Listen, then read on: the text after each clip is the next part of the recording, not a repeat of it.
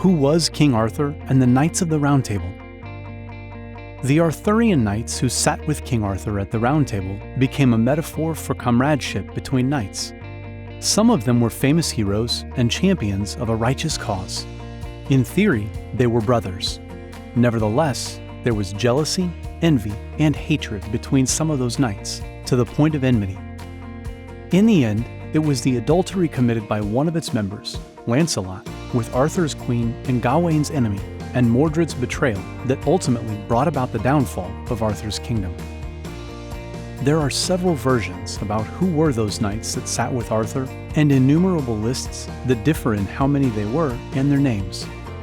Geoffrey de Monmouth was generally seen like one of the first that started the Arthurian world, although there are works, references, and dispersed oral traditions of Wales and Britain. The most extensive list of names was found in the Romance of the Grail, after the Vulgate cycle, that has 110 names out of the 150. Nevertheless, in its History Regum Britannia, the history of the Knights of Britain of the year 1137, several essential elements that compose the Arthurian world are not present. The heroes, Lancelot and Percival, were nowhere in sight. There was no Camelot, no Holy Grail either, and most importantly, no Round Table. It was not until 1155 when Wace, an Anglo-Norman author from Jersey, wrote his work Roman de Brut in French and introduced the Round Table to the Arthurian legend.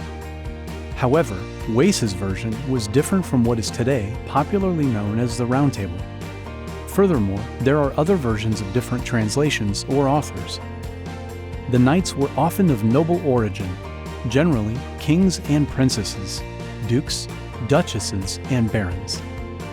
They formed the army's spine, for they were the only ones that could afford expensive armors and weapons, as well as the training and maintenance costs needed for the war horses. There are several versions on whom married whom and regarding decency.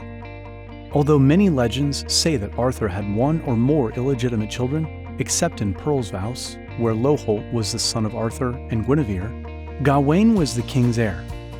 Nevertheless, when Gawain died, it was a different nephew of Arthur who succeeded him as king, Constantine.